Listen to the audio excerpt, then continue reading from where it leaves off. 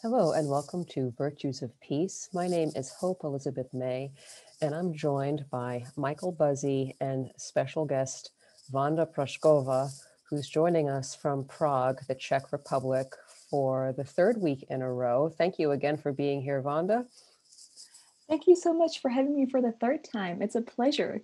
Yeah, and it's so great to have you repeatedly on this show because we've been engaged in a dialogue just to catch up our listeners.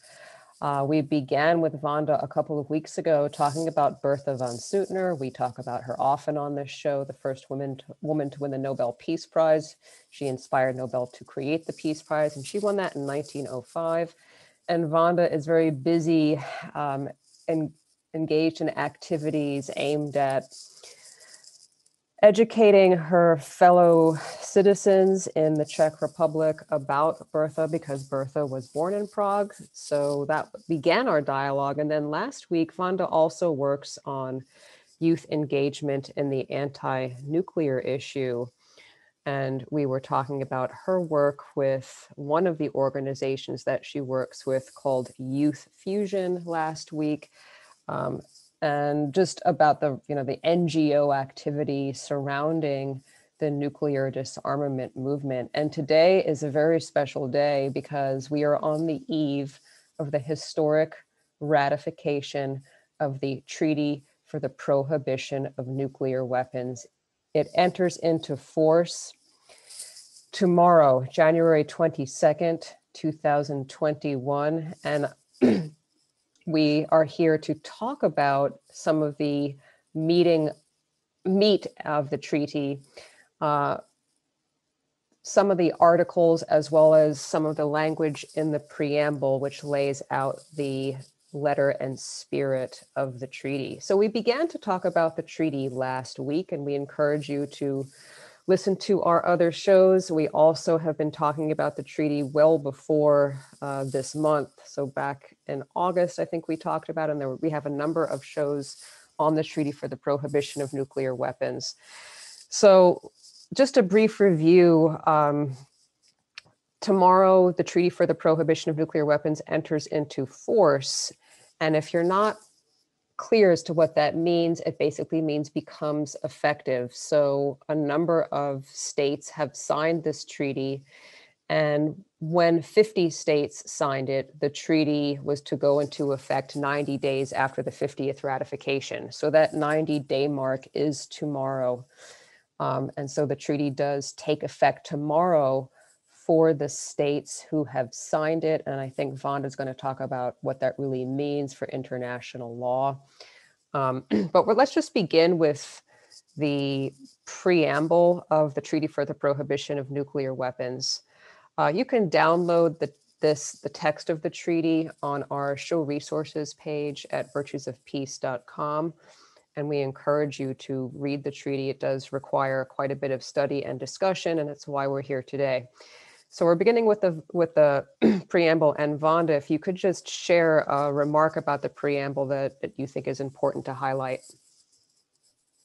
Absolutely. So, and again, the treaty is online, so I strongly encourage everyone to read it. But what really stood out to me, and I'm not sure how philosophical this is, but the preamble recognizes the disproportionate impact of nuclear weapon activities on indigenous peoples and the impact of nuclear weapons testing, which that sounds pretty standard, but it's actually very crucial to be recognized. So when countries, putting their test sites away from their people, like with France, who did their testing pretty much anywhere but in France. Like, for example, they did it in French Polynesia or Africa. It seems when these countries do this, that they're forgetting about the indigenous peoples of those lands.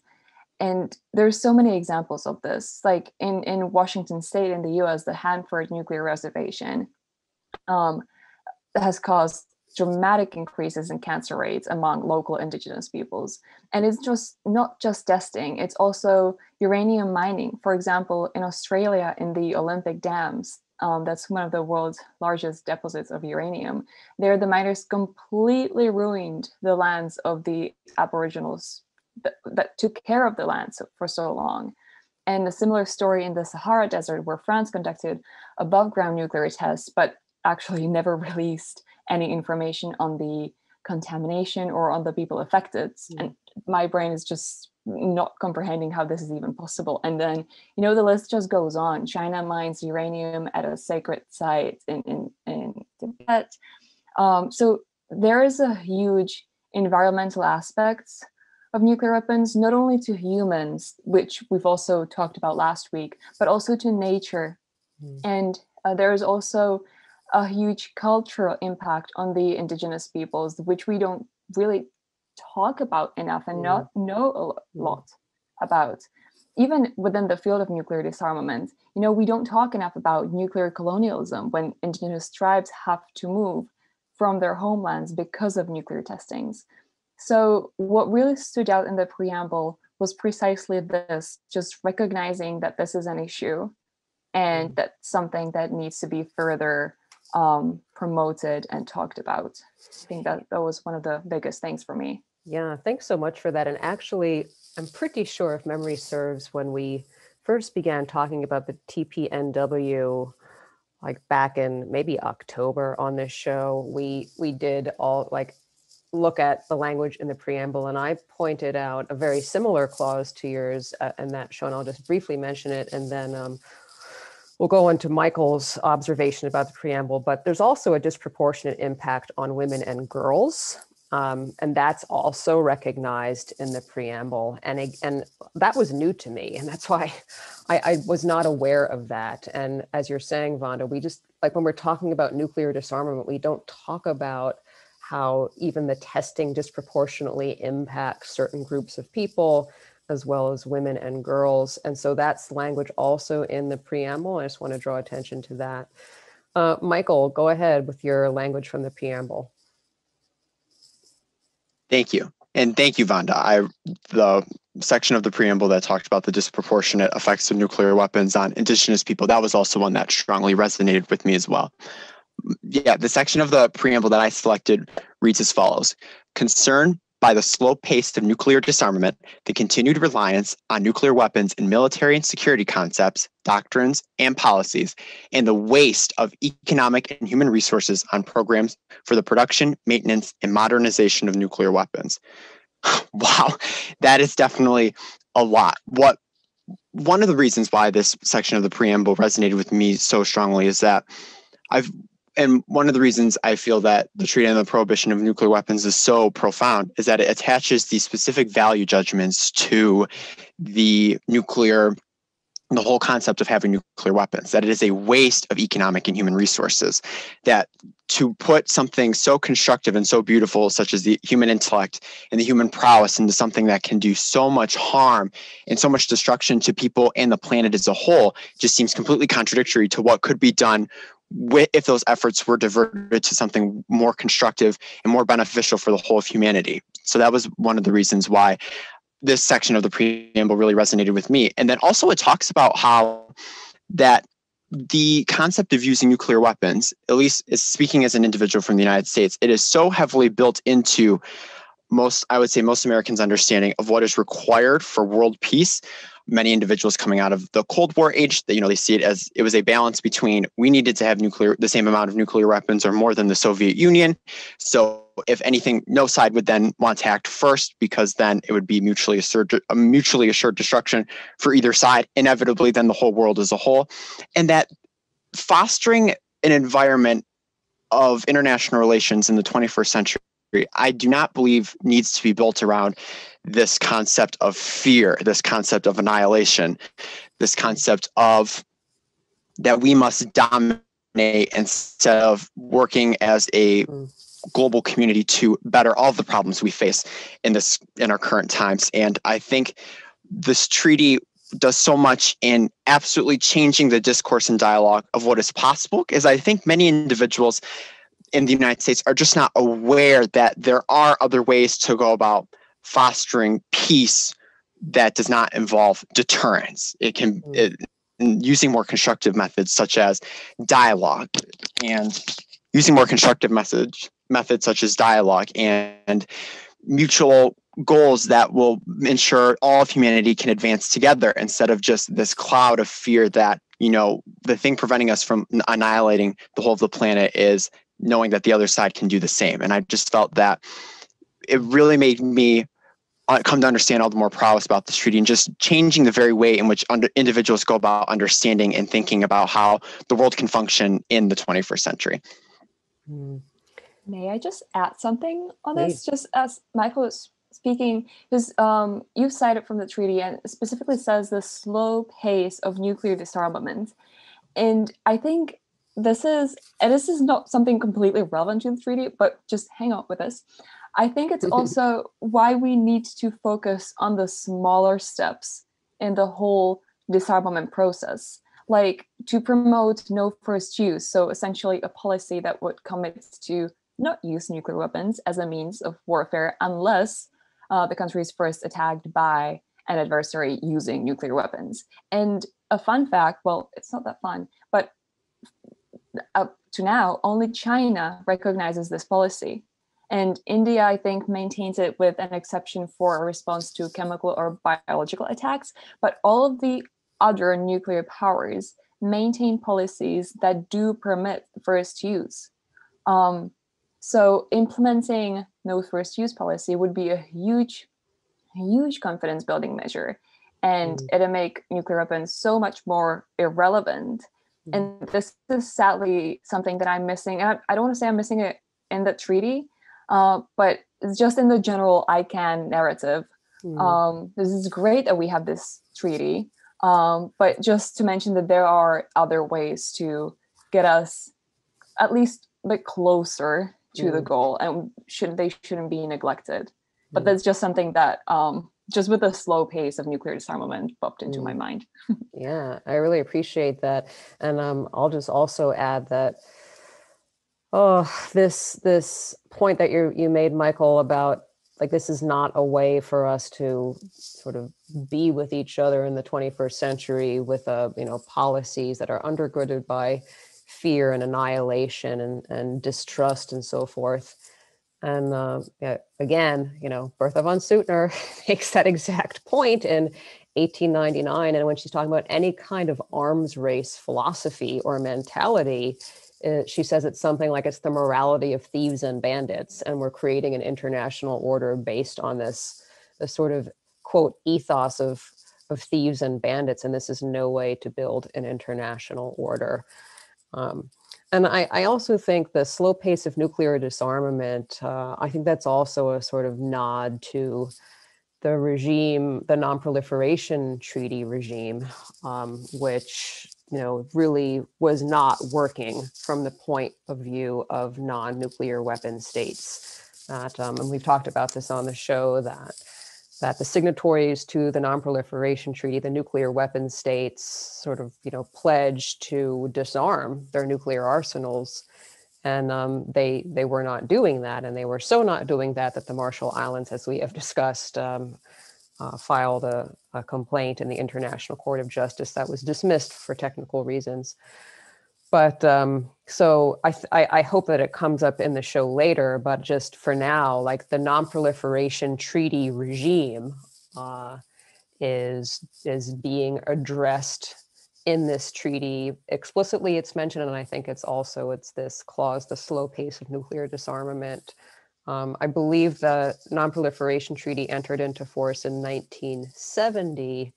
And we have not really seen disarmament. We've seen actually rearmament and an upgrading of these nuclear weapon systems by the nuclear weapon states. That's a very long discussion, I think, for another several shows, but we'll leave it there for now. And I also want to say that joining us, she was not here when we began, but Taylor Ackerman is also joining us, and welcome, Taylor. It's great to have you here. And you have some preambular language to share. Yeah, thank you for having me back.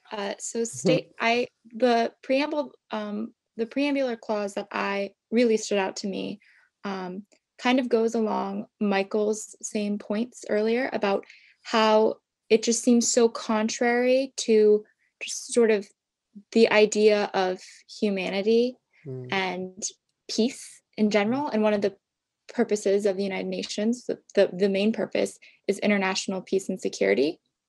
And so there's a preambular language that doesn't specifically mention nuclear weapons, but it says, recalling that in accordance with the Charter of the United Nations, states must refrain in their international relations from the threat or use of force against the territorial integrity or political independence of any state or in any other manner inconsistent with the purposes of the United Nations, and that the establishment and maintenance of international peace and security are to be promoted with the least diversion for armaments of the world's human and economic resources.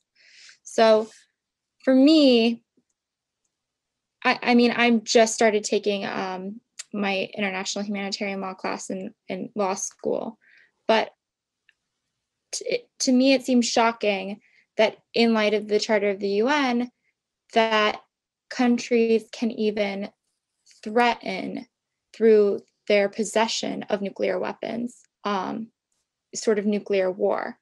And the idea that it's not just the use of weapons, but the threat of the weapons as an illegal act in itself really seems important to me. Because when you look at what the Charter is saying, it's not just saying there's a use of force, you know, the use of force is illegal, but the threat of. And to me, I know this is debated, but to me, nuclear weapons, the presence of them is a threat in itself, given the arguments for them are usually based on deterrence. And so clearly, as Michael was saying, the use of these weapons, even in a deterrence capacity, goes so contrary to the purposes of the UN that I can't see how it fits with the treaty or how it fits with the Charter. Yeah, I think that's a really, really great point, that there's like this fundamental contradiction here. Does anybody want to add to that? Yeah, I think this whole point of security, I think you can just sum it up in a very basic human sense as well. Like, wouldn't you feel more secure locking arms with your fellow man than in a volley of fists? You know, I think the sense of security, having this very toxic and negative and mentally, I would say, exhausting fear that, you know, security needs to be this very outright aggressive thing is, as we've just been saying, and as Taylor was saying as well, it's just very contrary to what, you know, we all envision humanity being. And I think having that mindset of security can be, you can feel secure in fostering relationships and working towards common goals with each other is just fostering a way better environment. And having those values of like kindness and humanity, I think it's a more healthy bed of soil in which to grow an effort than in anger and violence.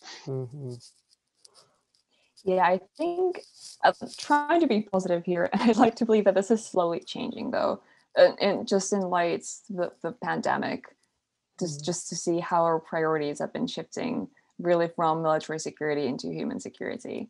So I would like to believe that just the general view of how we sense security and how we view it should and is likely to change.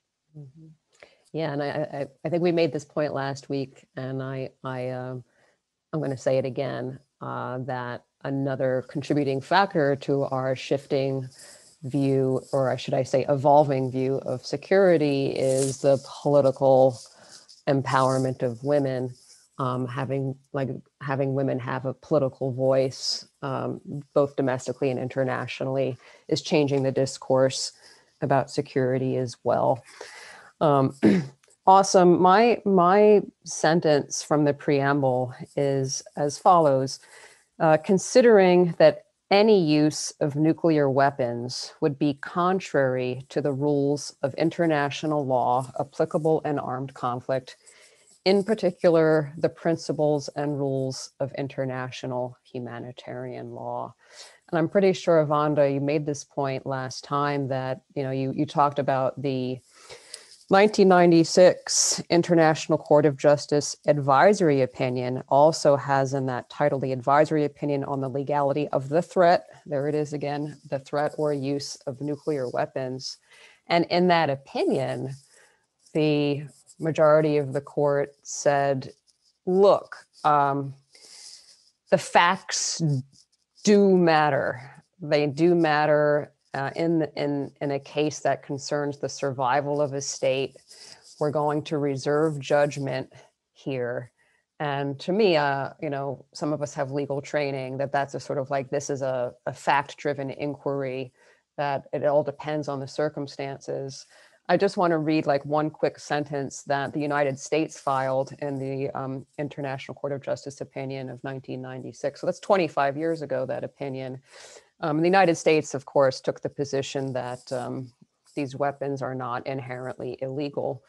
And they say something like, whether an attack with nuclear weapons would be disproportionate depends entirely on the circumstances, including the nature of the enemy threat, the importance of destroying the objective, the character, size, and likely effects of the device, and the magnitude of the risk to civilians. And here it comes. Nuclear weapons are not inherently disproportionate. There's nothing inherently inhumane. There's nothing that violates humanitarian law inherently about these weapons. That was the view of the United States. I don't know where we're going to go now, but that's not the view of the Treaty for the Prohibition of Nuclear Weapons. I think this is a huge change. And Vanda, you pointed this out last time, that it's categorical. It's like under no circumstances. It's contrary to the rules of international law, and it's contrary to the rules of international humanitarian law. And from philosophy, we make a distinction when we're talking about ethical theories. There's something called utilitarianism, which is like you weigh, you look at the, the goods, the benefits versus the burdens, and there's a weighing involved, and that's contrasted with the Kantian ethic, which is like categorically there are certain things that are wrong, no matter what the circumstances are. And this treaty is taking that latter Kantian position, that this is like never legal, and we're going to talk more about it when we get into the articles. But I just think that's really major, and it's also a reason why some states, are not signing on to it, because they see that this is changing the interpretation of the law. I also want to say that, we have on this podcast used the phrase of Shinzo Hamae, the first elected mayor of Hiroshima after the bombing, and he called in his address a revolution of thought, that we have to totally change our way of thinking. And I think that the clauses that we're pointing out in the preamble are highlighting that. We're changing our way of thinking about security, and we're changing our way of thinking about just these weapons, that they are categorically wrong. And for me to wrap my mind around it, it's like, if you can think of the most horrible act that we all agree is horrible, like child molesting, it's like, it's just never there's no facts and circumstances that are going to make that right. And that's the kind of judgment that's going on in this treaty, and that's the sort of value of the treaty, that it's time to stigmatize these weapons. They're categorically wrong. There's no set of circumstances or facts that could enable them to be justified, et cetera. So that was my sentence in the preamble that stuck out to me. And when we talk about the articles, I think this theme will come up again. I open it up to anybody who wants to comment on that. And if not, we'll go ahead, Vanda. Yeah, no, you were just touching upon the exact one thing where I don't want to say an issue with the treaty, but just where I see how it can get very tricky. Because yes, the treaty, thanks to the treaty, we can now say that using nuclear weapons, even in an extreme circumstance of self-defense, is also illegal. But it is also illegal only for the 51 state parties, or any states that will accede later. Nice. So my question, and I have absolutely no answer to this, but what do we do with the nuclear powers that have not signed or ratified and will not accede? How do we change the narrative there? And like for that question, the treaty is just not, I don't see a solution there. And if I just may add one thing, it can be even a bit confusing. And that's why I have such mixed feelings about it, because the campaign is creating a bit of a confusion, especially among those who are not well educated on how the treaty works. And especially in the US, I've talked to so many people who, after seeing the words or sentences like nukes are finally illegal, they think that America will now miraculously start to dismantle its nuclear arsenals. But that's simply not true. The treaty is in no way binding for the nuclear powers. So in this aspect, I'm afraid it isn't really changing much, sadly. But yeah, no, this is just this is where I get lost with the treaty. Yeah, thank you for that. And yes, the whole idea, the narrative that this is a nuclear weapons ban is a bit overstated given the way that international law works. However, it's a norm. It's a norm that is being stated, being heard, and we're thinking about it. And I couldn't help, but recall in this country. So slavery is an abomination. Okay, it is just unacceptable. There's no factual, you could never justify it. However, when William Lloyd Garrison in 1831 issued the very first issue of his newspaper, The Liberator, he was ridiculed, attacked, assaulted. People laughed at him. But he had this idea that this is just really wrong. And I think that we're still, like that idea, this is 1831, where he published this was way before the Civil War, 30 years before the Civil War. His vision is still being realized. We still have not come to his vision. We still have not come to the vision of a truly interracial democracy in the United States. Even if all countries ratify the Treaty for the Prohibition of Nuclear Weapons, as we all know, implementation is always tricky. And so even in this country, we talked about Juneteenth, and the states were free, the slaves were freed, and those in Texas still had slaves. And so the National Guard had to march in and say, you didn't get the memo. And so my point is, it takes a long time for a norm to trickle down into the actual consciousnesses of people. And that's what this treaty is doing. And I think the ICANN campaign, although it's overstating it a bit, as you said, Vanda, it's like there's something really dynamic about this campaign. This is a campaign of young people all over the world. And there's something like just very sort of exciting about the energy in it. And my belief is it's kind of a no-brainer for the reasons that Taylor said. It's like, if we're really serious about, peace and human dignity and human rights, this is like a no-brainer, and consciousness will awaken and evolve, but it takes time. How specifically do we change the mindset of the nuclear weapon states? I think one person at a time. One conversation at a time. And yeah, I'll stop there. No, I couldn't agree more. When you're saying the great things take time, even, before TPNW, nuclear weapons were the only weapon of mass destruction that were not subject to a comprehensive ban. I think biological weapons were banned under the Biological Weapons Convention in 1972, I believe. Then chemical weapons in 93, and the list goes on. So it's rather sad that it took us 75 years since they were first used to have a comprehensive ban in force. So in this way, it is very exciting, and we have waited for quite a long time for this.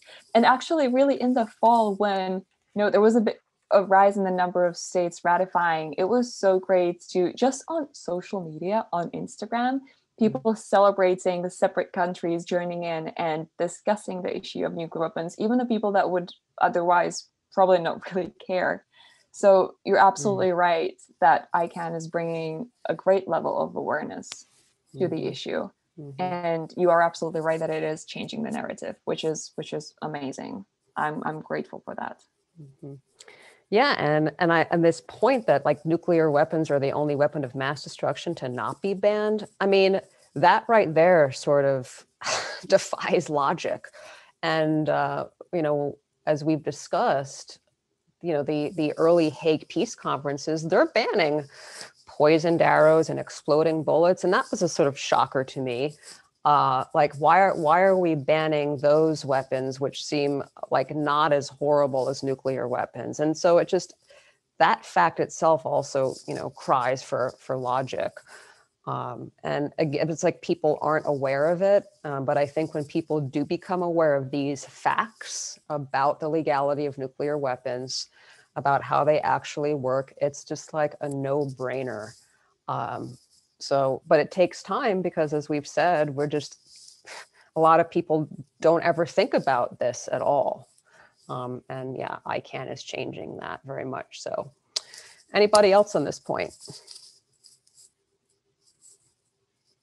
I would just like to second and say that I completely agree that the excitement and the energy, especially on the eve of the treaty entering into force, is so profound. And even to, be able to Google search the treaty and to see news articles about high-ranking individuals from Pope Francis to other state leaders discussing and urging the world to move towards ratifying, other nations moving towards ratifying this treaty is so very exciting. And I hope that through many different efforts that this momentum continues and we eventually do reach a time in place, whether it's another 75 years from now when they have truly been eliminated off the face of the earth. Cool. And I also want to say that although the United States has not ratified the treaty, there are, numerous activities going on in the United States today, tomorrow, and you can go to the ICANN website. It's icanw.org, and you can see all these events. And amongst things that are happening, and there's that's one place where you can find events. Also, the Women's International League of Peace and Freedom, which is the oldest women's peace organization in the world. Their U.S. chapter and members are organizing things all over the United States, including many actions involving, protests outside of businesses, companies that manufacture or design nuclear weapons. So there's a lot going on. So that's also part of the dynamism that we're talking about. Okay, so let's just move in to Vanda, do you want to say something?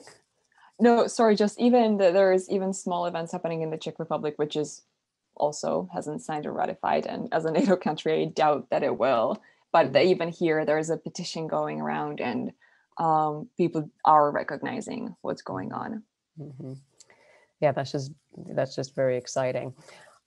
So let's move to the actual articles of the treaty. So we've been talking about the preamble, which lays out the sort of letter and spirit and philosophy behind the treaty. The articles lay out the very specific duties of the signatories of the treaty, and these duties will be triggered tomorrow. These are when the duties go into effect. And so Vanda, we'll start with you. All right. So if I were to choose one article from the whole treaty, I guess I'd go with Article 8, and that's the meeting of state parties. So in the treaty, they describe that the first meeting will be 1 year after the entry into force, then there will be biannual meetings, and then a review conference 5 years after entry into force. And that's to monitor recent developments, the implementation of the treaty, and so on. So that's all pretty standard. But, and this is where I see another contribution, it opens up a lot of possibilities, and some of them we've touched upon last week as well. But first, possibilities for the civil society, which is where I'm happy. So, for example, the NPT review conference, there the civil society has a good chance in presenting their programs and solutions to the participants. Just this past year in 2020, before the conference got postponed, I was supposed to co-organize 2 events for the NPT, 2 side events. one on behalf of Move the Nuclear Weapons Money, and then one on behalf of Youth Fusion to bring in the youth voices. But so it is good that they are also opening this up to other institutions, organizations. I think the treaty mentions the Red Cross and other important institutions, and that it is also allowing them to contribute and give them the chance to be there. And I really think that a lot of decisions and agreements happen in these somewhat informal settings, almost, of, you know, the side events and the snack times and coffee breaks. So having this there is, in my eyes, actually very beneficial on behalf of the civil society. And then the other side of the aisle, new possibilities for the state parties, that really these meetings then will give them the chance to take this treaty one step further and create a bigger impact of this treaty. And again, this is something that we've touched upon last week, but that they can adopt some implementation methods, like the prohibiting of financing or the no-fly zones, which would then have real, clear, direct impact on the nuclear weapons state, which would actually limit their nuclear weapons related activities, unlike, well, the treaty does now itself. So though this is hypothetical and it hasn't been adopted, while I have certain reservations to the treaty, this Article 8 is giving me a lot of hope that we can take this even further, even on the legal level, not just the normative one, and really create a clear impact that will have consequences on the nuclear powers. Yeah, and to the point about, like, it's like in these informal settings, like these coffees and where a lot of important work is done, a lot of important conversations happen. Yeah, that's absolutely recognized by Bertha von Suttner, that these spaces, right? So she creates her salon in the 1899 Hague Peace Conference, and that's, you know, outside of the plenary. And so, yeah, I think you're around, you're being heard, you're part of the dialogue, the NGO community. So some of us on the call have some connection with the framework around the International Criminal Court and the meeting of the Assembly of States Parties. And it's like a similar thing, the Coalition for the International Criminal Court. It's like this umbrella organization of all the NGOs that support the ICC. And I've been to some of those meetings, and yeah, they're amazing because of the sort of conversations that you can have and the education that goes on. Anybody else want to follow up on Article 8 and what it will usher in? I wonder if just the mere opportunity to have more diplomacy will cause more states to want to enter the treaty. And it's such a soft factor, but so many states have joined different bodies, it seems, just to have another avenue of diplomacy. However, I also worry about smaller states having the resources to send diplomats and representatives to these meetings, because I feel like so often with smaller states, they have more limited resources and therefore less influence for these treaty body meetings, because they can't hire anyone, or they don't have enough people to attend everything. So I think there's sort of, I think I agree with you that this is where the really valuable work happens, but I worry, you know, how they're going to make sure that smaller states who arguably have a bigger or more impacted by nukes oftentimes will be able to sort of advocate for themselves at these meetings. This is a really, really good point. And I think it goes back to the narrative of it, because I feel like, coming from a very little country, I think small countries can have this feeling that they're irrelevant, or that they can't really change anything because they don't have that much money, or because just they're small. But that goes back into the education. I think just a comparison in the Czech Republic, because we are not as educated on what is going on, we don't really have the need to push on our governments to participate in these forums. So if we are really changing now the narrative on what nuclear weapons are, how dangerous they are, then the people should push on their governments more, and then the governments should act on that.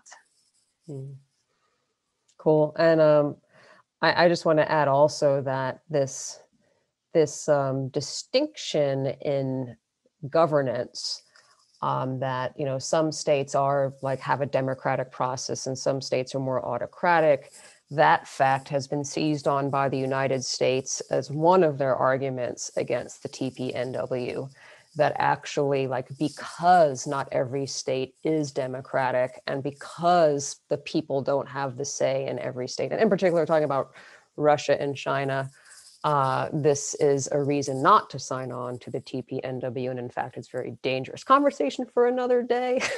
We can't solve it all here, but you know, point well taken. And I'll just move on to my article, which is very similar to the provision of the preamble that I talked about. And this is Article 1.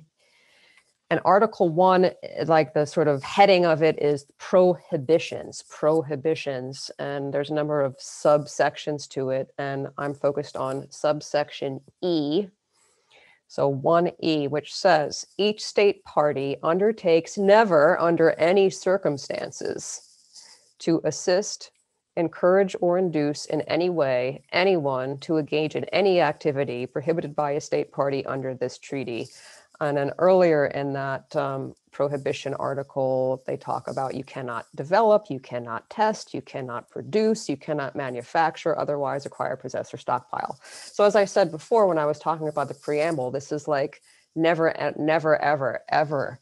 And the assistance clause, I think, is really interesting because, as I mentioned before, and as you mentioned last time, Vanda, you know, these businesses involved in the design and manufacture of nuclear weapons, that means, like, you just, as a business, you can have nothing to do with this. You can have nothing to do with this. So this is the, like, if you interpret assistance this way. So if I'm designing nuclear weapons, and I'm, you know, my state is a party to this treaty, I can't do that anymore. And so this clause really, helps to totally eliminate anything nuclear. And so again, I can't tell, this is the way that my mind works. Like, it's just, we're just not going to allow anyone who has anything to do with it. You can't do it. So it's like, you know, child molesting or that kind of thing. Like, because they're just not going to allow you to do any kind of related business having to do with nuclear weapons. And that's of course a huge change. Anybody want to speak to Article 1 prohibition or 1E, you know, you can't assist, etc. It's pretty clear. So,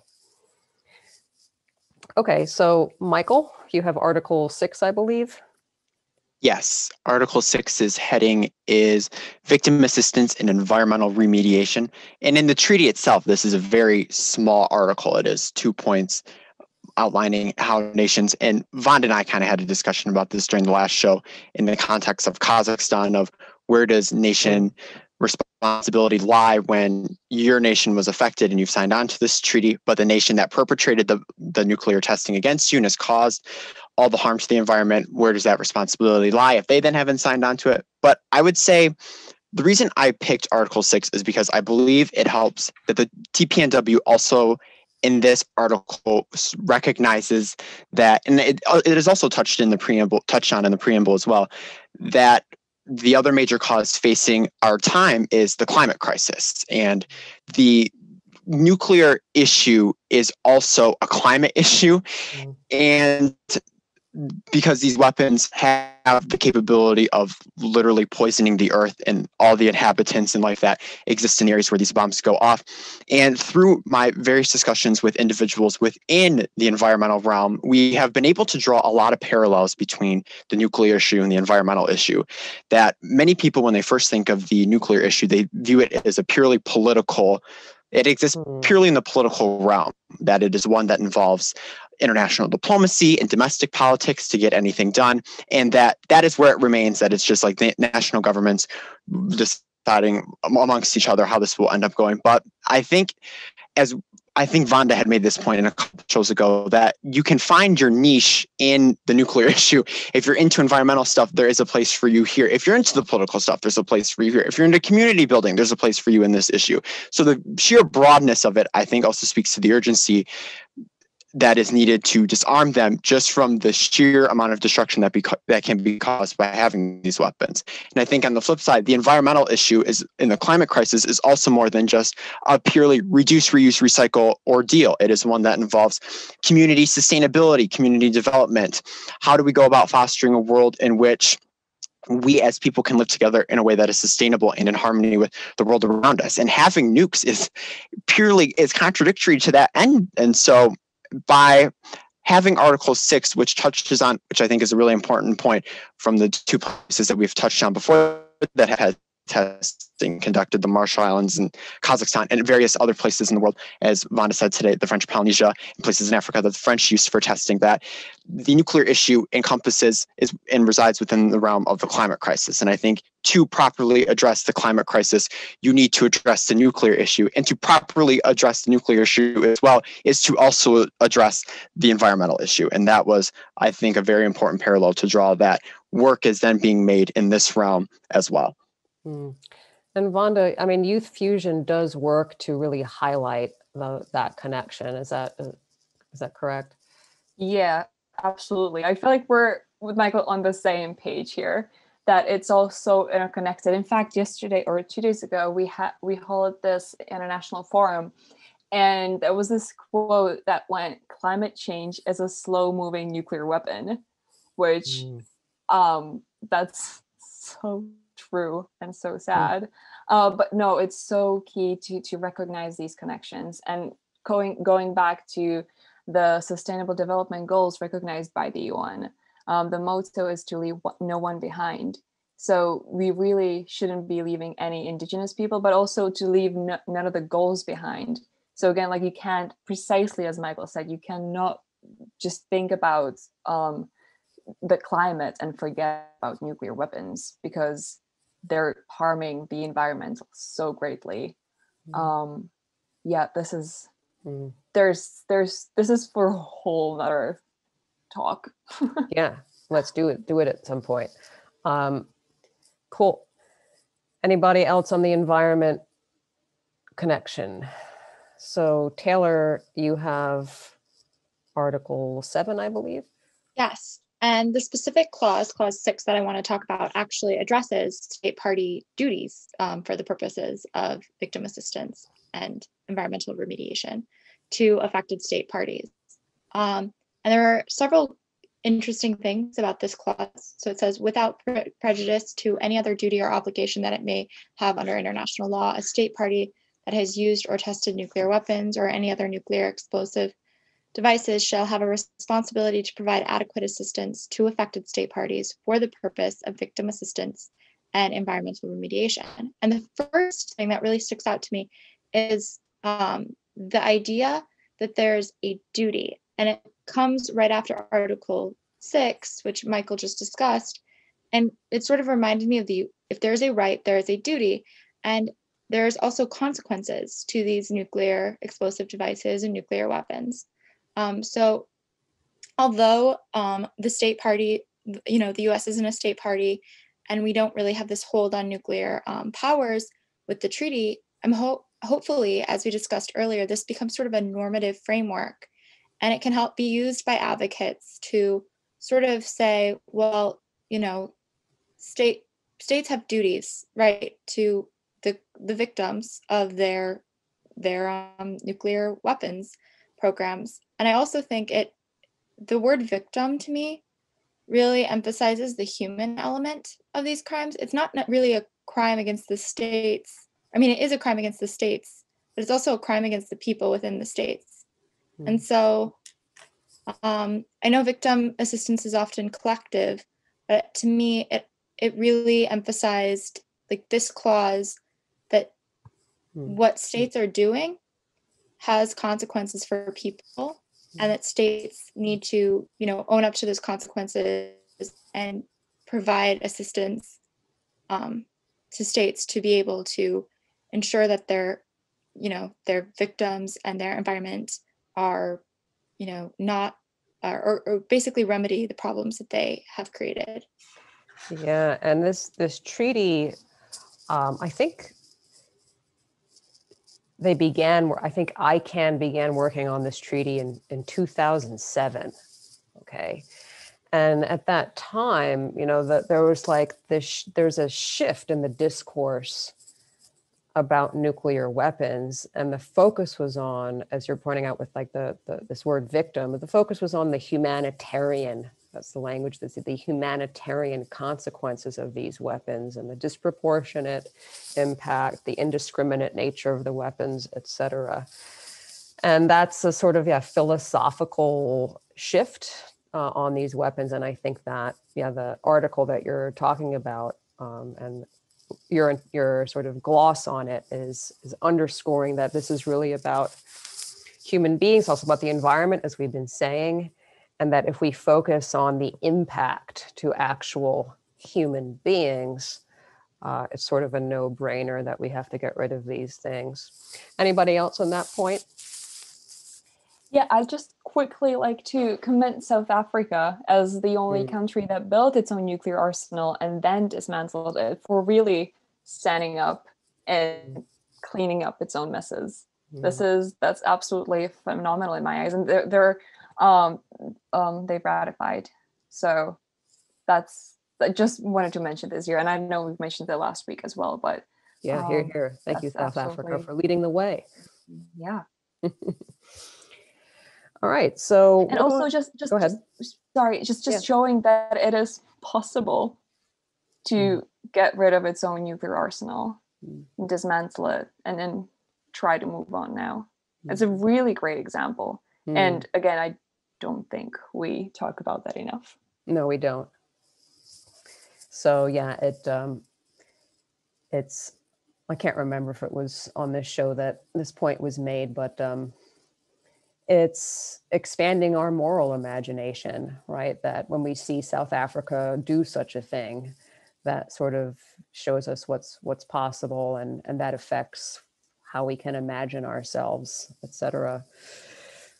Cool. And to round out the show, we're coming to an end. We just wanted to highlight, there's a lot, right? The treaty is a lot. We could spend several shows just talking about the Non-Proliferation Treaty versus the Treaty for the Prohibition of Nuclear Weapons. We have not gone through all of the preamble. We have not gone through all of the articles. So we've only highlighted some things. But the other thing that there's a lot to digest is the website of the International Campaign to Abolish Nuclear Weapons. You can access it on our show resources page and, roam around for a little bit. And so we just wanted to go around and share some things that stuck out, highlight some things, and we'll start with Taylor.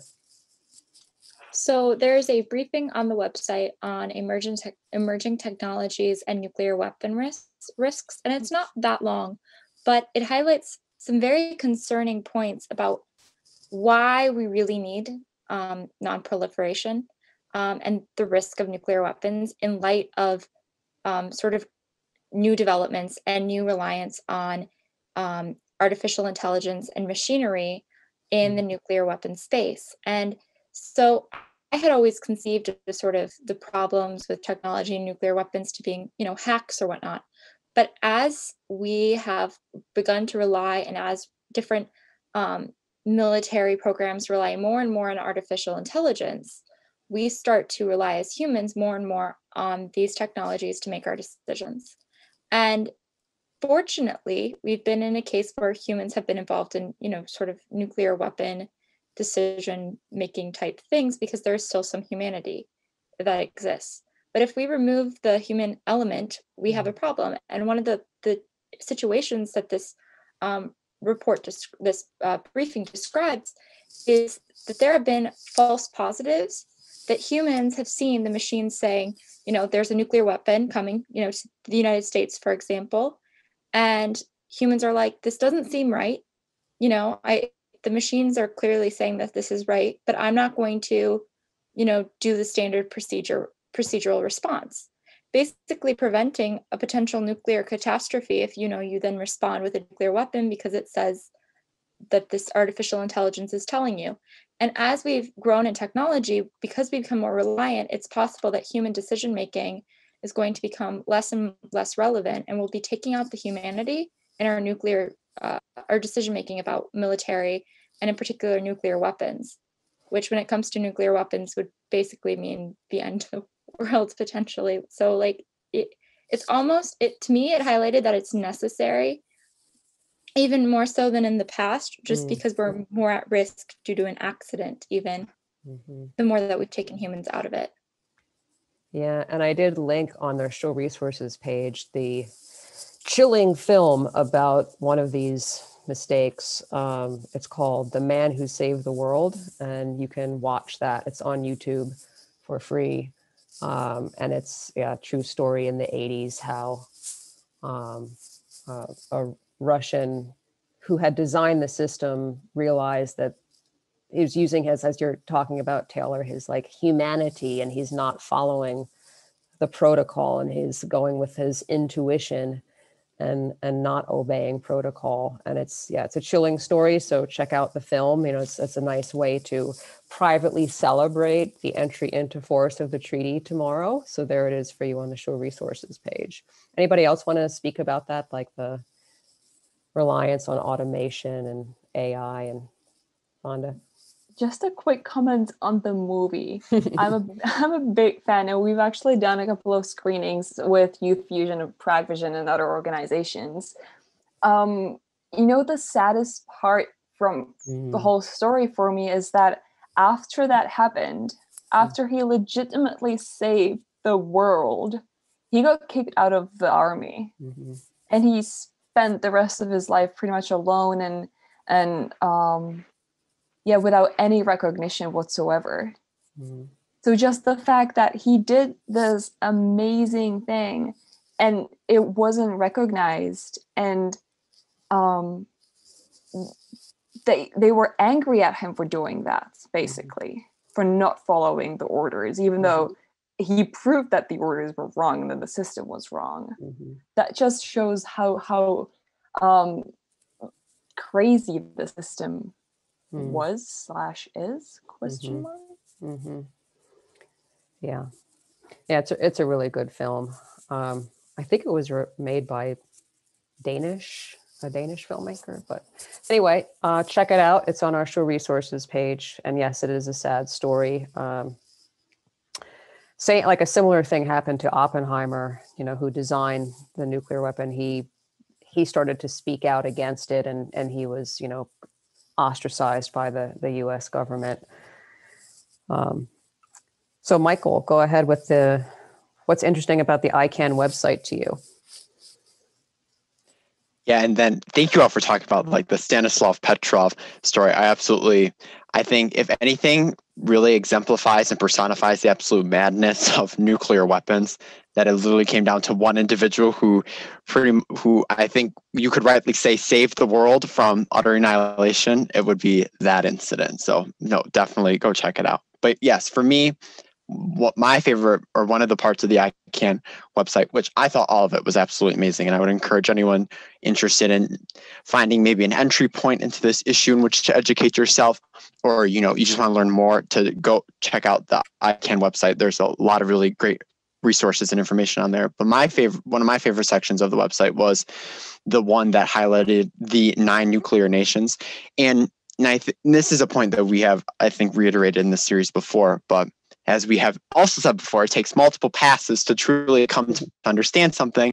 And so then if this has been reiterated, allow this to be another pass. But I think, as Vanda has said and others, that people really aren't cognizant of how many weapons really are out there. And so I thought the section that talked about the 9 nuclear armed states had a lot of really awesome visuals to just show you how many weapons there truly are.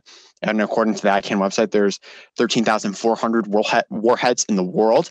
And I also found it really illuminating because many people don't think about nations hosting nuclear weapons of the United States. And so nations such as Turkey, Italy, Belgium, Germany, and the Netherlands all host more than upwards of 20 nuclear warheads of the United States is. And so just to show you how far reaching these weapons are and where they are embedded in the world. And I think for anyone who was not cognizant of this, this is a really stark visual to show just how many warheads there actually are. And there is this, one of the scientists, Carl Sagan, from the 1980s, when they were discussing the possibility of nuclear winter, and he had this really great analogy of, like, think of the world as a room doused in gasoline, and one side has 2,000 matches and you have 2,000 matches, and each side is concerned with who has more matches, when in reality all it takes is just one match, and one match equaling one nuclear weapon. And it just shows that for there to be over 13,000 is just utterly alarming, and it just speaks to the urgency of why this treaty needs to enter into force, and then the efforts that need to be made to ensure that the nuclear armed states do begin to work to disarm and to eventually completely annihilate all of the weapons that they have in their stockpiles. And Vanda, and if I recall, you talked about on one of the shows how when, young people learn about how other European countries are hosting nuclear weapons, is kind of like, a wake up call, and we need to stop that. Am I remembering that correctly? Yeah, absolutely. It's like the sound of a mirror shattering. That's what happens in everyone's heads. Mm-hmm. No, but speaking of those revelation when you discover what's going on around you, another project that ICANN's doing is the Don't Bank on the Bomb, which is actually a PAX project, but they're doing it in conjunction with ICANN. And it's basically a research on the private companies involved in the production of nuclear weapons, and also their financiers. So it's a very good resource. And because last week we talked about moving nuclear weapons money and how individuals can contribute nuclear divestment. So Don't Bank on the Bomb is a really good source of information for further action, such as nuclear divestment. And it's just browsing through their reports, it's illuminating to discover where nuclear weapons are, and how many, what Michael is saying. And now you can see what corporations profit from them, and it gets even worse in your head. Mm-hmm. It's very, very eye-opening. So that is a really good research project to check out if you're interested in this. Thanks for that. And I'll add what sort of stuck out to me on the site. And the site is really great. Again, there's so much information. They did a report in 2019 called Schools of Mass Destruction, American Universities in the U.S. Nuclear Weapons Complex. And they list a number of different universities. One is in Michigan. I'm not going to say which one it is. It's not Central Michigan University. But these are universities that conduct research that supports nuclear weapon systems, et cetera, and at various levels. And the campaign encourages students at those universities to get involved. And so if you're interested in that, and the discussion about Don't Bank on the Bomb and these businesses that we've talked about and universities, the other thing that, the campaign highlights as this, it's a philosophical issue. It's also a moral issue, responsibility. And that goes back to the assistance clause, right? So you can't assist in any way these systems. And I just think that's a profound point, that the view of responsibility here is very, very broad. So the financing, the profiting, the research, and it needs to be, we need to have a sense of that. There have been other campaigns like conflict minerals and so forth, supply chain ethics, being mindful about where we're sourcing our materials, is, our child soldiers involved, et cetera. And so that kind of mindfulness is being brought to bear on the nuclear weapons issue. And I think that's really great. So at this point, we've been going for about an hour, and we'll just go around and sort of close out the eve of the entry into force of the Treaty for the Prohibition of Nuclear Weapons, a very historic moment in my view. I do, I think I liken it to something like the very first issue of William Lloyd Garrison's The Liberator, because it's, and I have the very first issue. He says, quote, "I do not wish to think, speak, or write with moderation. I am in earnest. I will not equivocate. I will not excuse, and I will not retreat a single inch, and I will be heard." I think so. That's 1831, and I think that this treaty reminds me of that kind of spirit. And so the treaty is making a statement, and it will be heard. And we'll just go around, and we'll start with Taylor, go to Michael, and then end with Vanda. So it's interesting you compared those two, because I was thinking during this conversation that it sort of reminded me of, and maybe this might be an like slightly different, but the Universal Declaration of Human Rights, and how that was non-binding to any states, but it eventually became customary law, and it sort of became this like explosion of basically a human rights framework that people and advocates point to, and sort of has become the foundation. And, you know, this is a very particular topic and a very particular point, but I think this is, although it's only been accepted by several states, if you can get the people to support it, I almost wonder if you can get sort of this normative, like you've been discussing, this normative force behind it for it to become customary law. If other states start to follow it, even though they're not a treaty signatory to it or have ratified it, I wonder if you can sort of get this sort of the magic of the UDHR in terms of nuclear weapons, because I think that's something that was missing early on in sort of UN human rights documents. They never mentioned sort of the right to be free of nuclear weapons, which I think is hopefully a normative shift that can occur. Cool. Michael? Thank you. I would definitely agree with the William Lloyd Garrison comparison. I would just say that I think this week especially is one that I have felt carries immense resonance. In the United States, on Monday, January 18th, it was Martin Luther King Day. On the 20th, yesterday, we inaugurated the United States' 46th president. And then tonight is the eve of the Treaty on the Prohibition of Nuclear Weapons going into effect tomorrow. So I think you can for me personally, I feel the resonance of the moral energy throughout this week. And it has been very uplifting and very inspiring that you can feel that this marks the beginning of something, and that even though Ms. Hope had made the comparison to slavery in the time that had passed from when William Lloyd Garrison first wrote his piece to when the Emancipation Proclamation was eventually signed, that even though the effects of this treaty, once it goes into effect tomorrow, the next day, all the nuclear armed states are not going to be dismantling their arsenals, but to feel that resonance is that today marks the beginning of something. And then I think as time goes on and as more people become cognizant and are educated of this issue, we will see the fruits bear of the seed that has been planted. And I think we as a global community will be so much better of it. And I would just once again reiterate to Vanda, Taylor, and you, Hope, thank you so much for an amazing 3 weeks of this conversation. And it has been an honor to hear all of your thoughts and inputs, and especially for you, Vanda, for coming and sharing all of your moral energy with us all. It has been a true pleasure, and I've been honored to be a part of this conversation.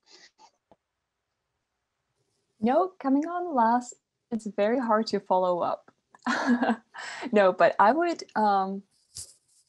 just like to say that I wouldn't like to neglect all the hard work that has already been done before. There has been a progress in this field, and all states are bound by customary international law requiring nuclear disarmament by the very first UN General Assembly resolution, which was adopted by consensus 75 years ago and focused precisely on nuclear disarmament. So this new treaty is an amazing contribution. But then no first use would be another, or nuclear weapons free zones are another great legal tool to help us achieve our goals. And in fact, half the world already is nuclear weapons free, which is me looking at the half full glass. But so our role here is to talk about these issues more, to keep educating ourselves and then others. So I would sincerely like to thank you, Hope, Michael, Taylor, Randy, who was here last week, for contributing to this issue. It's been an absolute pleasure to be here for the 3 weeks. And exactly what Michael was saying, just look at what has happened just within the 3 weeks. So I too have a good feeling about where we're headed. So once again, thank you for having me. Take care and stay well. Thank you, Vanda. And I'll just add,